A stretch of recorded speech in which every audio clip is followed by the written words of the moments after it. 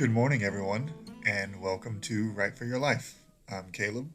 And I'm Timothy. Sadly, we did not record right after the previous session, I forgot about that. mostly because we talk too much and we run out of time. But I think that's a good thing. We usually have about an hour to record these. The edited version is clearly much shorter than how much time we actually spend talking. The 30-minute recording turns into 45 minutes to almost an hour of us actually talking. So, So we lied in the last episode. It was unintentional at the time. We didn't know we were lying. and that's going to happen quite a bit. So, we're doing what we can. Also, you may have noticed we have a new logo. It's amazing. Yeah, the previous logo was created by me on Google Slides, not even PowerPoint. But this was created by Kimberly. So, shout out to Kimberly. I will admit that I did change the aspect ratio of it in PowerPoint. So technically it did go through a slideshow app, but that was just to make it square instead of a rectangle. Why would you use a photo editing software when you can use PowerPoint? It is the most powerful. Hence the name. It's right there. It's kind of funny that PowerPoint has become the synonymous word for a slide deck, like Kleenex has become the name for tissue. It's pretty impressive. Those words that become so ubiquitous that you lose the trademark on the word because the word becomes too popular. I don't know if that's a good thing or a bad thing if you're a company. I'm sure in the short term it probably stings a little bit, but I mean it is the go-to choice. And I think that's for a reason. Like I think Kleenex, it probably hurt them because I mean, when was the last time you brought name brand Kleenex? I'm Never. buying store brand tissues. I've never bought a Kleenex. But with something like PowerPoint, I mean, I honestly I hate Google Slides. Like I know it's basically the same program, but I I just can't do it. I'm too used to the Microsoft software. So, I don't know. I think there's probably arguments to be made in both ways. Probably so, but there are some things that I am not going to get the great value brand. I had to do it on Google Slides because I did not have access to PowerPoint. So I also made it in like 3 minutes, but this took significantly more time and effort, and the logo looks absolutely wonderful and amazing. So Yeah. cannot thank you enough. Thanks, Key. Whenever she listens to it, as of this moment, she has not listened to any of the episodes. So, Oh, okay, that's cool. That's nice. no, but we've been very busy, so it's understandable. And whether this is your first time listening, first time finding us, or it is your, I guess, fourth, because that's how many episodes we have, time listening to us, welcome. We hope that today that we can give you something that is enjoyable, give you something that is inspiring. With that, anything else you want to bring up before we dive into today's piece? No, I think we go for it. This is going to be an interesting one. I'm really excited to hear what this recording sounds like. Yes, it is. Oh, you haven't heard, so this is your first time listening to it. Well, no, but I'm saying that for the effect of the show. I've listened to it like twice already. Ah, okay. See, I see. I don't know. I don't know. I don't know whether you've listened to it or not. Don't worry. This all gets cut. If you leave this in, this is a peek behind the curtain, and we lied again, and I'm sorry. No, we lied again, and I'm not sorry. This is called keeping up the illusion that this is a podcast and not just an excuse for us to talk about and do things and say things and pretend that people are listening.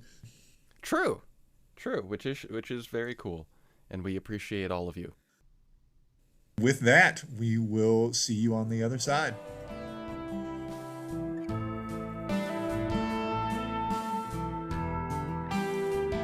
The man with the black footsteps. You can hear him coming, but it's already too late. He has secured your death date. You have been found guilty. The weight of your soul has been measured. You are bound for hell's treasure. Do you hear him now? His steps echo down the hall for you, for a payment long overdue. The tap, tap, tapping of the tip of his boots, the rap, rap, rapping of his steps against the ground, The tink, tink, tinking of his spurs are already heard throughout town. The smell of cigar smoke drifts in front of him to warn you of his coming, to prepare you for your end. You shouldn't run, you shouldn't try to hide, unless you want everyone to see your lack of pride. It is only evil that he comes to stalk, for the righteous never falter before his flame, and they never have to play his terrible game. The guilty need to flee, they feel burning against their soul, and their end is in his control. He does not have much to fill his days, but he enjoys your desperate strife and any attempt to protect your dying life. He comes to collect on the devil's due. Even if you try your best, he will bring you low at the heaven's behest. Though it may not seem so, he is not just a man. He is the soul collector's backup plan. I ask you again, do you hear him calling your name? Whispering for you to die the same? Get your affairs in order, settle any debts, enjoy the sun before it sets. It is your judgment. The black footsteps can already be seen making their way, for it is your final day. The man with black footsteps, he does not sleep. He only comes to sow what you reap. He does not stop. He will hunt you down with a simple walk. It will be quick. You won't even get to talk. The smoke rises to heaven like an offering. The burning of the ground beneath his feet fills the heavens with a scent that is sickly sweet. He looks like the devil, but his wrath is divine. Do you know that it is your time?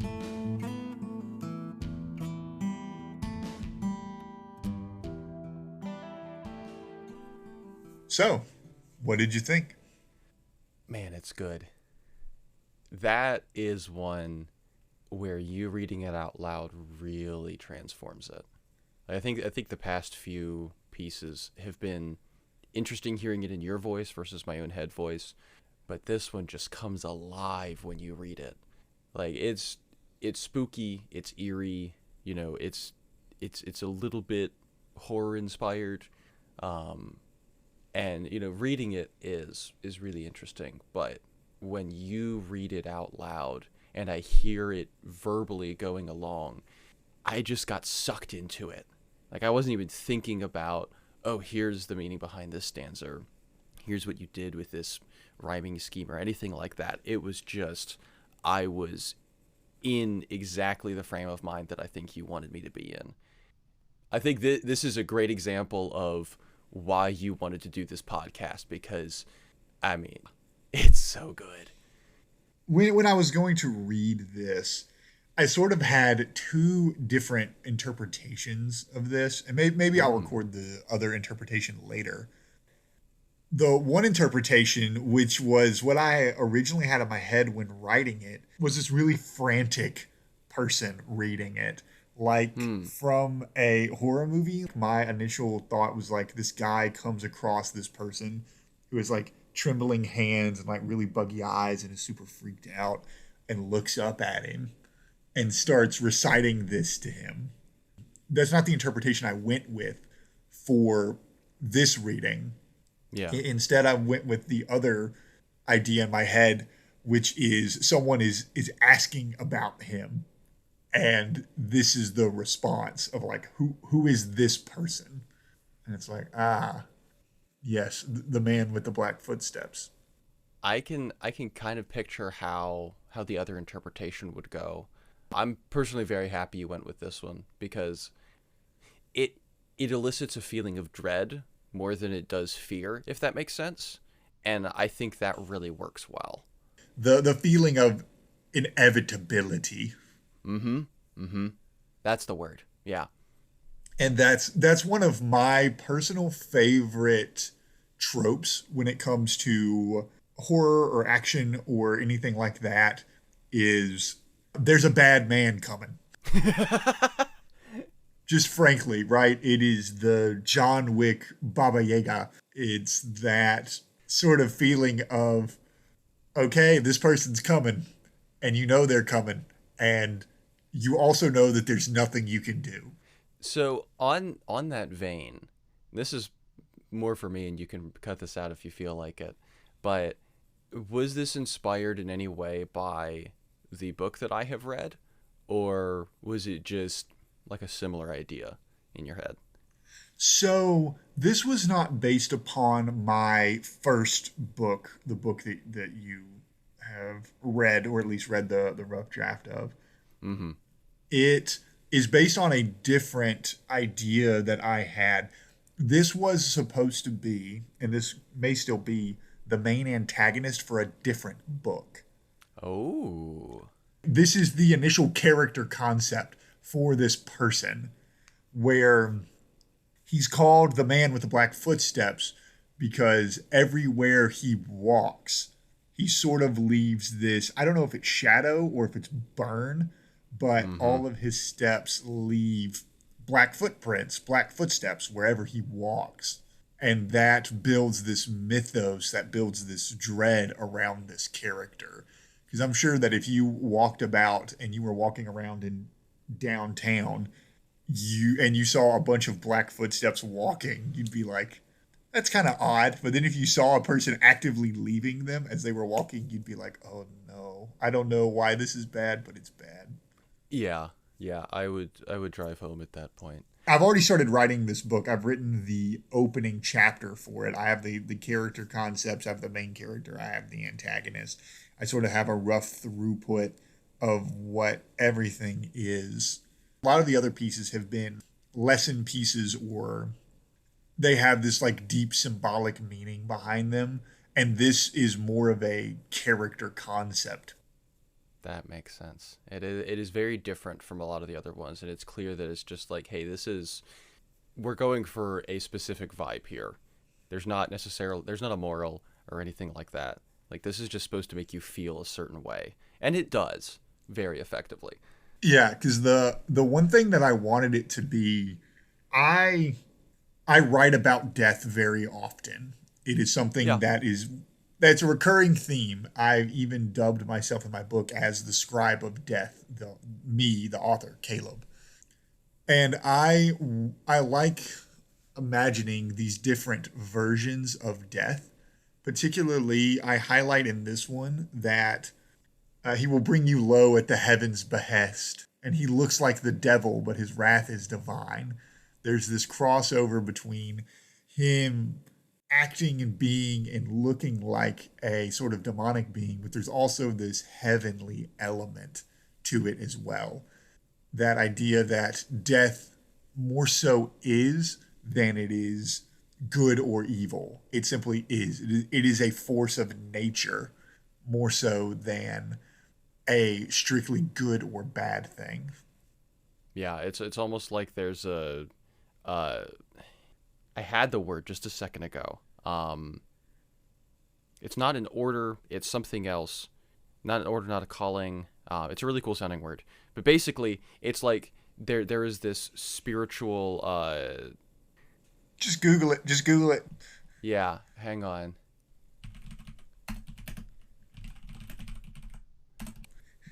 Mandate. That's the word. It's a mandate. Okay. Yeah. So it's almost like he has a spiritual mandate that is not. It doesn't have any moral things tied to it or anything like that. It's just like this is the thing that you're doing, and it's just that. That thought sounded way cooler when I was planning it. Well, it's the epitome of sort of the D&D lawful neutral, right? Yeah. I think that can be an uncomfortable idea that there is a person who is following a law that is so much different than your own. Like their law is to get name, go and execute. And Mm-hmm. that's it. That is the law. It's like your job is execution. And your Yeah. job is not to ask questions. Your job is not to determine if you are guilty or not guilty. All of that's already been decided. Your job is simply to do this. From the mortal side, you get that inevitability of, oh, this is going to happen to you, And so then you can explore either, oh, well, what happens with the one person who does get to avoid it? Because that's an interesting story. Or what I think is even more interesting, which is that how do you react to that? Like, you know the end point of the story. You know nothing is going to change that end point. So as a character, what happens to you? Like, how do you process that? And I think that's a really, really, it allows you to explore so many like themes and emotions and thoughts and stuff that you wouldn't get to explore in another setting. Right. And I even hint in the story that something's already gone wrong. In this very short piece, he is the Soul Collector's backup plan. He is not plan A, he is plan B. So in order for him to be here, something has already gone wrong. You must have already have cheated death once before. Or, there's some other mystery that is going on here that makes him be here, because he wouldn't be here otherwise. So on a slightly different tack, to get a little more technical with the poetry of it, generally when you see a poem that is loose like this with its meter, like, it has the rhyme scheme, it has, set stanzas and all that stuff, but the meter within the stanzas is very loose. Normally that's got a specific point to it. Did you have a reason, or was it just, hey, this is what feels right? So a lot of times, particularly when I'm writing poetry, I will start out just writing, and I'm not trying to rhyme or be clever. I'm just trying to get my thoughts down on paper in the format that I'm thinking about them. And I started writing it out with the original intention of it being read in this frantic voice. And I found myself unintentionally rhyming a couple of times. And so I was like, okay, let me purposely do this. Let me change the words that I'm using to rhyme more. But I didn't want it to be a perfect meter because it didn't feel right. This is someone's response to this character. Not that it is purposefully trying to rhyme. I try not to force too many things. I wanted it to feel very natural. And trying to fit it into a specific meter would have done that, I think. That makes a lot of sense. It certainly gives the feeling of this is not something that's planned. This is not something that is I think meter at times can give a feeling of control, and it can give a little bit of a happier feeling, because it's like, oh, this is nice. The numbers fit. It feels happy in my brain. And this doesn't have that. And that adds to that uncomfortableness and the inevitability and it's completely out of, either the speaker's or the reader's control what we're talking about right now. When you look at this visually, it's a 3-sentence structure where the scheme kind of goes A, B, B, C, D, D, E, F, F, etc. as I'm going. And I like the idea that when the person is speaking this, they have the idea of the thing that they're trying to convey, that sentence 1. And then sentence 2 further elaborates on sentence 1, right? Mm-hmm. So you have your A that goes into your 2 B's. And so it's a idea, 2-sentence follow-up, idea, 2-sentence follow-up, idea, 2-sentence follow-up, which is an easy structure for me to write in mentally because I like having an idea, explaining idea, having an idea, explaining idea, or going further into that. And I think that that's a little bit easier visually. I also do break that up verbally, as I'm going through it. But having that, it just feels right to me, particularly in this case when you're describing the attributes of a character. And it also, the 3s, again, if you're looking at like the most classic iambic pentameter, A, B, A, B, C, C, all of that, it's even numbers, it's set meter, it's all of this stuff, and this has none of that. And I think, for me at least, the 3 lines feels a little incomplete.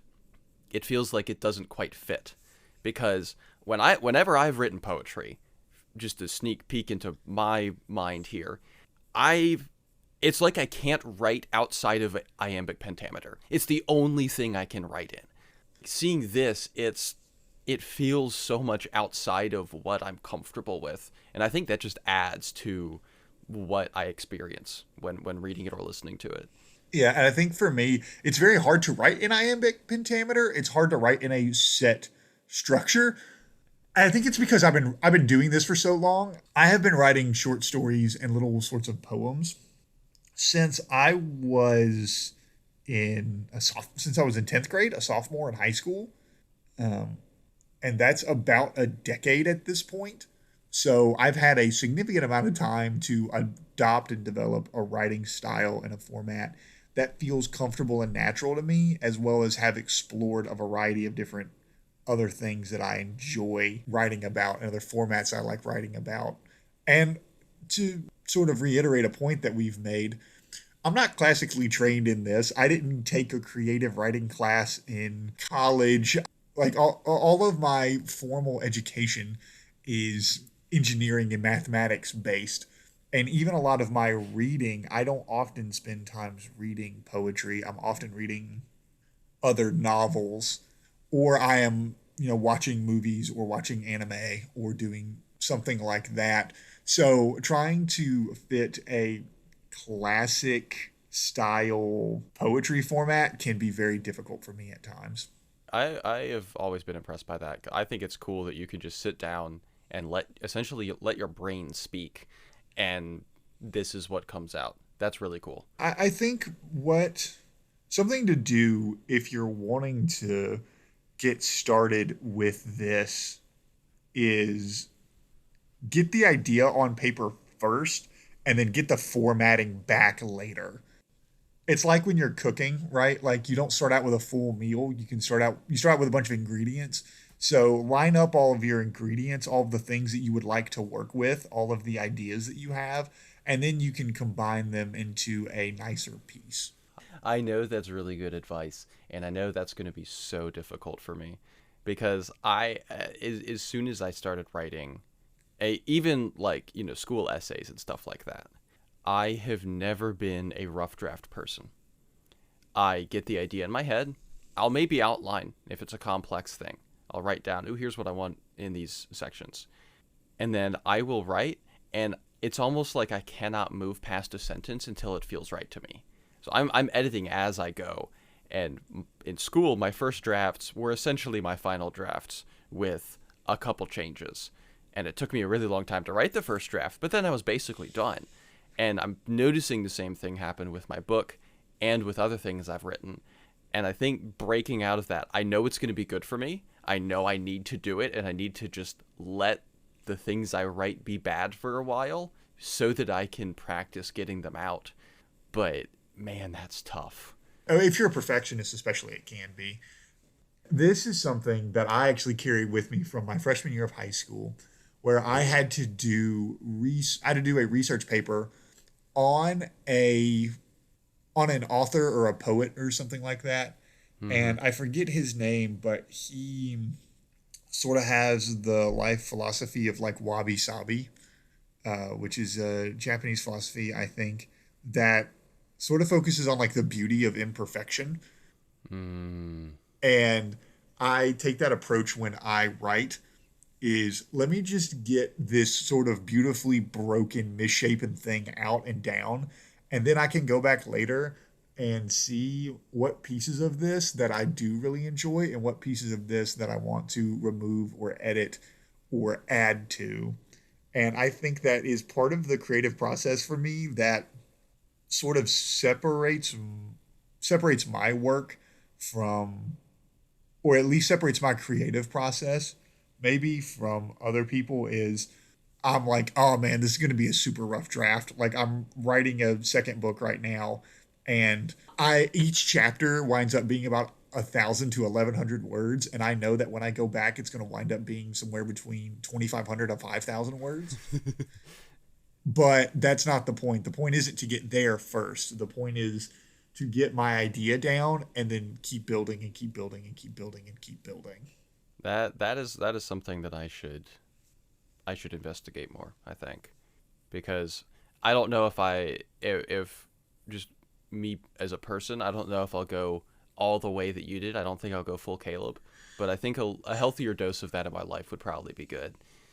My goal is not to say that the way that I do things is good or right. I actually want to make it very clear that most of the time that I believe the opposite. I actually don't write cleanly or efficiently at all. At all. I don't. And I haven't. And I'm probably not going to because it isn't the way that my creative process works. But what does work is trying and attempting. Yeah. Yeah. And I think it's something where, it would be good and healthy for me to be able to write like you do. Not necessarily that I would. In terms of the pantser plotter, I'm 100% a plotter. But being able to break out of that is important because it's another tool in my toolbox. And then I'm making a conscious decision to write the way that I write if I choose not to write that way. It's not just, oh, this is how I've always done it, so this is how I'm going to do it. It's, I have all these different ways that I could write, and this is the one that I prefer. And that feels like an advancement in, my writing skill, even if I'm doing the exact same thing I was doing before. It is, and it's because it's the greater variety of tools in your tool belt where you may not need it often, but it's good to have for those times and those cases in which you do need them. Well, that went pretty far. We strayed a long way from the path there, but I'm not upset. We let things flow through. This is a pantsing podcast. Me. No. This is a pantsing podcast, not a plotting podcast. Darn it. For those of you who don't know exactly what that means, there are sort of two types of, they say there's sort of two types of people. People who fly by the seat of their pants and people who plot everything out, right? So you're either a pantser or a plotter. And this is very much just a fly by the seat of your pants sort of situation. Yep, which is probably good for me because I have been a plotter. I mean, anything I do, I've been planning out in advance. I mean, I didn't even start building characters for my book until I had the bulk of the plot ready. And I I know that that's not the way you work. Yeah, we'll go into more of that at a different time, or we'll go further down the tangent trail here. So, let's move into the next segment. Yeah, that was a pretty clean segue this time. Well, I was waiting for you to try something new or weird or different this time, like you did last time. But I want it to feel natural, and nothing came to me. And seeing as you're encouraging me to be imperfect in all of this, we're just going to let it be an imperfect transition, and I'm going to pretend to be okay with that, and then wake up sweating in the middle of the night thinking of what I could have said. Fair enough. What are you working on? So, last episode I said I had two things, and I was going to talk about the other one when we recorded the next episode, which was going to be right after that one, which wasn't the case, but I still have the second thing. Because on the vacation, which at this point was multiple weeks ago, I had that, I was building my character and I had that moment of, oh, I have to rewrite the end of the story. And so that happened. And then it just felt like everything was clicking into place. So then I just started writing. I had, I think, 2 paragraphs of the first chapter of the book. And now I'm pushing 3,000 words. And that doesn't seem like a lot. But for my first time ever writing anything in this, like anything like this, it felt really good because I knew what needed to happen. I didn't know how it was going to happen. I didn't know how it was going to feel, but I had the story beats. And so I just started writing the story beats, and it was fun to see how everything came alive and things happened that I didn't fully expect. And, I got through the entire second chapter, and I'm really happy about it. I feel like there's momentum. I feel like there's proper pacing. I'm so excited about it. But the biggest thing I want to talk about is I have been experimenting with a way of doing dialogue. I need to be really careful not to overuse it because I like it so much, and I've already written multiple just little sections of nothing that are in this style of dialogue, where you have 2 characters talking, and it's probably an exposition-heavy scene. In the case in the book, it's the first introduction of, I guess, the secondary main character. And he is talking to a friend, acquaintance, somebody like that, in this gentleman's club in the 1920s. So, everybody's eating their biscuits and smoking and, playing pool and whatnot. and I have them talking, and it's just so much exposition. And I think it would be really boring if it was just them talking, even if I wrote good dialogue, which I don't think I do. But even if it was good dialogue, it would still just be dry. And here's an info dump. So the thing I love, and I think I've read this in other books, but the thing that I did is there's this subplot going on somewhere else in the Drifters Club. I won't say what it is because I want people to, obviously I don't want to spoil everything. But basically, there is this scene playing out on the other side of the Drifters Club. And the two characters are talking, but they're watching this scene play out. And so they'll have, he says something and then the other guy says something. And then part of this scene unfolds. And then they're both kind of reacting to it as they continue talking. And so it's dialogue, scene, dialogue, scene. And it's kind of that structure, and I think it's really fun because I like how it makes me feel when I read it, and I think it gives the dialogue a lot of momentum, and it feels like you're getting somewhere even though all you're doing is feeding information to the reader. You have this thing that you're experiencing almost along with the characters that are talking, and it gives me an opportunity to do some really very Woodhouseian type of writing as well, which I've always enjoyed. And I don't want to go too heavy into that because I don't just want to copy him. I want it to feel like me writing it. But it really helps me figure out where I want the dialogue to go because I almost have a clock. It's like, oh, I've got these 6 story beats in this background scene that are happening. So, okay, I've got 6 sections of dialogue I can use. Let's get the information into those so it feels natural, so it has flow. Then there's the conclusion of the scene, which coincides with the conclusion of the conversation. And then you leave feeling like something's happened. And I'm just so excited about how it turned out. That sounds awesome. I'll be interested to read it and see how it compares to how I do dialogue as well. It is so hard to not exposition dump. Yeah. I think mostly because you have all the information in your head and you want to get it down onto the page. And you're like, okay, now it's here. But is that the best way for it to be there? And it's stuff that's important to know. It's stuff that the audience needs to understand. But this is especially a sin with movies where, oh, you just tell the audience everything they need to know and it's super boring and it just doesn't work. Getting that to work well is tough. Part of it is trusting that your audience is intelligent enough to understand the things that you hint at or tell them. Yes. Right? Like, you don't have to be explicit, but you should trust that the audience that you are writing to is capable of understanding the things that you don't say. That's something that I have been working so hard to actively do. One of the main way I'm kind of keeping myself in that mindset is I will omit bits of action or movement or something like that, and the next sentence kind of assumes that something happened. And so you can write, cleaner and tighter that way.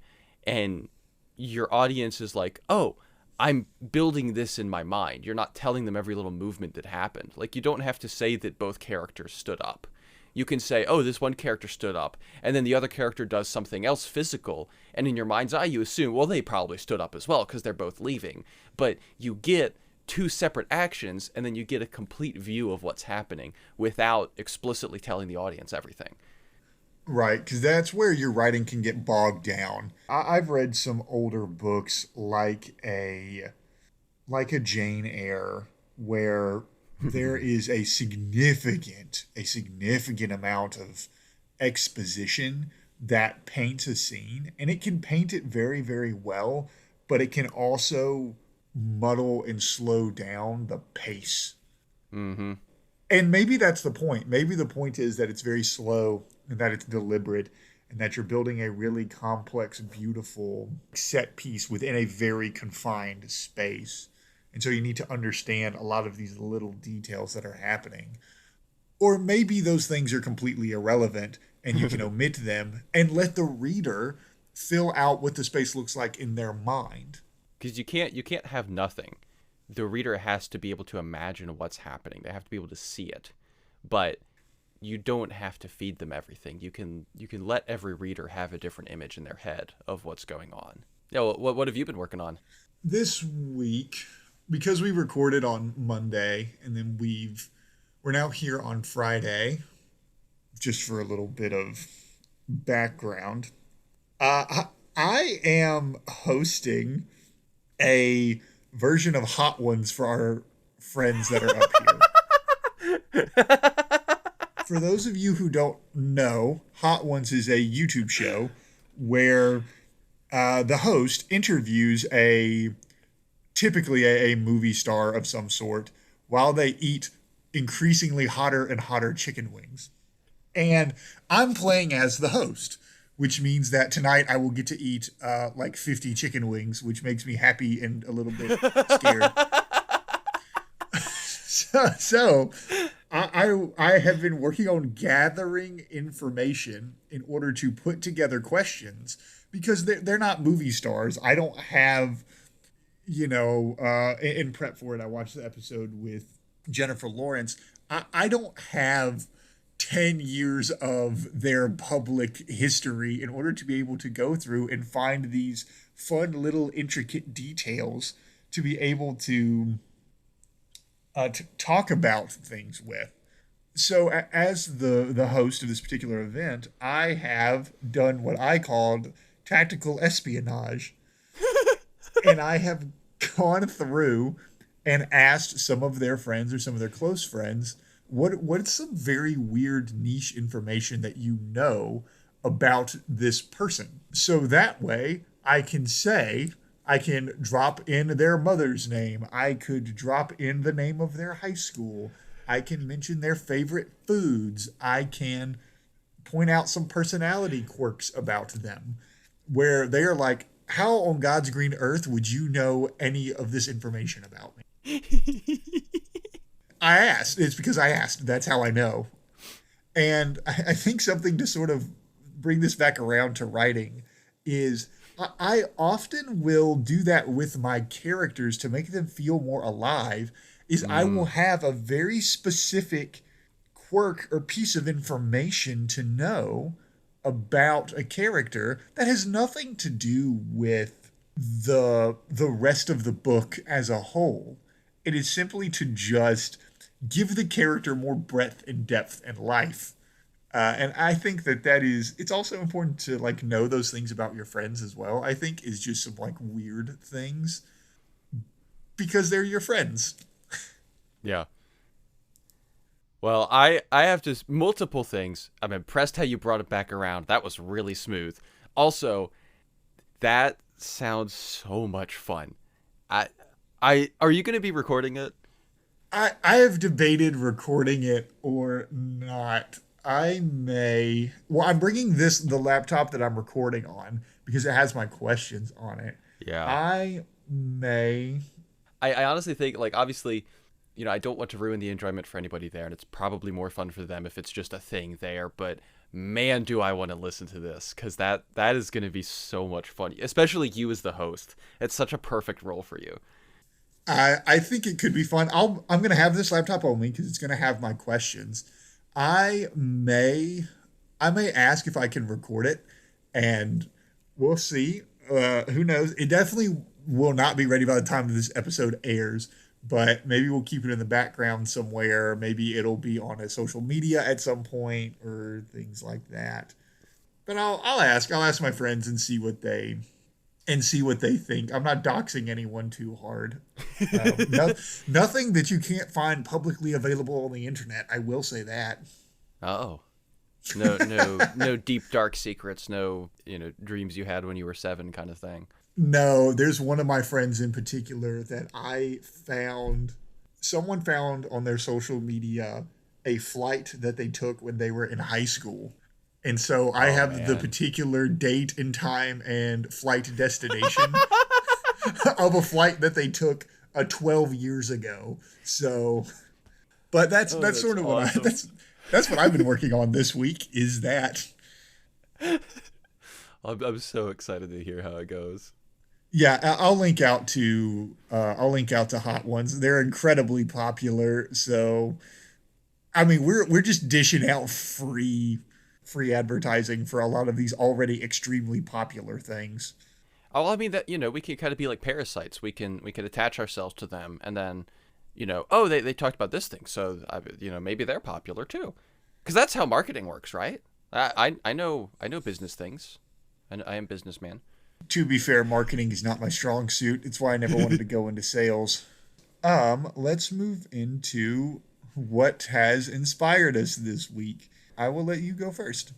All right. There's the easy answer of, oh, I started a new book. But I think I want to go a little deeper because this is already going to be our longest episode by far. So let's just make it longer.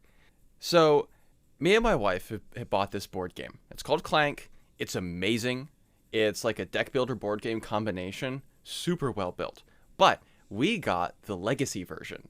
If you're not familiar with Legacy games, basically the idea is you play through a campaign, and each game you play affects the next game. So, like, one of the most popular ones is Pandemic Legacy. So you're playing through a campaign, and, you know, whether you succeed or whether you fail, you'll have also side quests and stuff like that.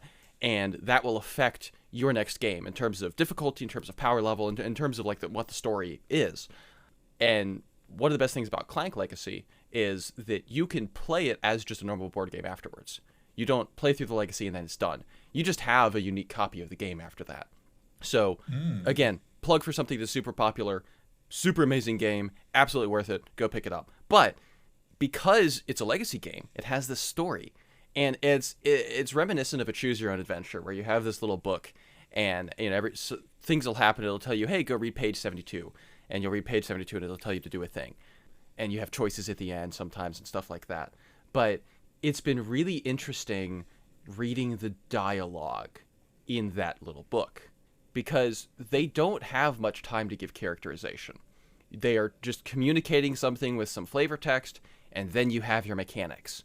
And they have to create a story that you can become immersed in, and a story you care about in such a short amount of time, because you can't be reading a novel. The players will get bored, you'll lose the momentum of the game, all of that. So they have such a short time to put necessary characterization in to make you feel a certain way. And they barely describe, like, the characters that show up. Most of the time, they're just one-off characters. Sometimes they're continuing characters, and you get insights into their personality and desires and stuff. But most of the time, it's a one-off character. And they get a single descriptor introducing them. And then you get a few lines of dialogue. And it's fascinating to see how they use a very short description, and then the way they write the characters, because I've been doing voices because I think that's fun, and I never have to question what voice this character has. Like, you get a witch character comes up, and everybody knows the classic witch voice. But as soon as I looked over the dialogue, it was clear that this witch had a different voice. She was a little more hillbilly. She was more like a Appalachian witch as opposed to your classic medieval witch. And it was just immediately obvious from the words they used in the dialogue and how they misspelled specific words that, oh, this is exactly what this witch feels like, and she's different than this other witch we met earlier, and they feel distinct. And I think, I mean, I could probably find more specifics and go into a ton of detail, but it has been a great example of how to give somewhat deep characterization to one-dimensional, one-off characters. And I'm definitely going to be taking from it because it's just really good. We talked about last week or a couple weeks ago about the creativity and restraint, right? And there's no better place to see that than in a situation in which you have to be brief and you have to be descriptive. Yeah, I wonder how long it took them to write those. It either took them not very long or it took them very, very long. Those are the only two options. There's nothing in the middle. Not really, no, because it's either, okay, great, I have exactly what I want, this is what they sound like, moving on, or it's like, okay, we wrote way too much, now we have to clamp down, or it's, oh my goodness, oh my goodness, we have to give voices to these characters. We can't just have person A, person B, person C. Yeah. What has been keeping me inspired this week? I saw the Backrooms on Tuesday because movies are cheap on Tuesdays. And I want to talk about a particularly brilliant choice, I thought, for the occupation of the main character.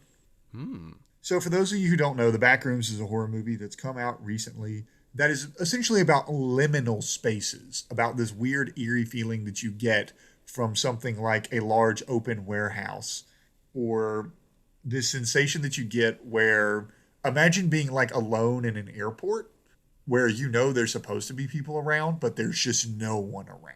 There's absolutely no one. You hear nothing. You can't see anybody.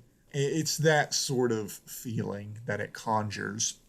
The occupation for the main character, they are a furniture store owner, but their background is in architecture. Oh. And I find that to be a brilliant choice because the character is having to navigate a weird liminal space. So without saying anything about how this character can understand this weird thing, can move about it, can understand what's happening, you sort of know how they know. This character maps out all of the different hallways and things that they're walking down, and they can draw it out in really good detail. And you don't have to be like, well, how on earth does a person do that, know how to do that?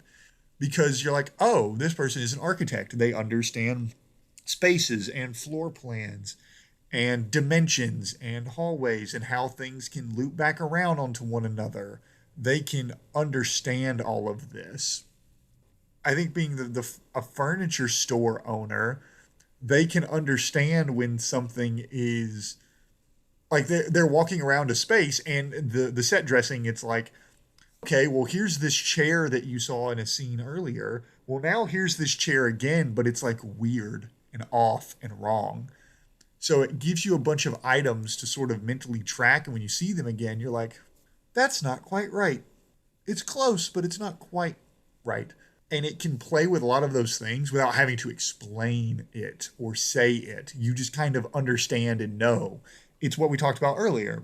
They trust that their audience is smart enough to understand what is happening. And that's a great example, kind of going back to last week, of really making sure that your character and your story mesh. Yeah, the character doesn't feel out of place or out of touch. Mm-hmm. Wow, that sounds really cool. I knew that movie had come out. I honestly had no clue what it was about. That sounds really fascinating. It is. It's creepy. It's fascinating. I would go see it. Highly recommended. One of my favorite movies of the year so far. Wow, that's high praise. We are well into over our normal recording time. This is going to be a long episode. Be on the lookout for more things coming down the pipeline over the next few weeks. Tim and I are spending a lot of time ideating and thinking about what the next steps are for the podcast and what other avenues of creativity and exploration that we're wanting to do. So we will keep everyone updated as those things happen. That doesn't mean that we're like, oh, we're done with this format, we're going to do a new format. It's more like, what other things can we do on, in addition to this? Or, hey, let's do like a different type of episode every once in a while or something like that. Like, this is still the conceit of the show. What more can we do, and what other areas can we explore in addition to this, not instead of? Right. Yeah, this will still be coming at you. This will be coming at you weekly, but we're trying to again add more. Value feels like a bad word. And if we use content, I'm going to throw up in my mouth. We're wanting to explore ways that we can connect with you better and also help you to understand us better. Just get a deeper dive and a deeper look at the things that we're doing and writing and seeing. And this is sort of intentionally a longer episode, maybe a little bit longer than we had even planned for, but this is part of that change in structure. So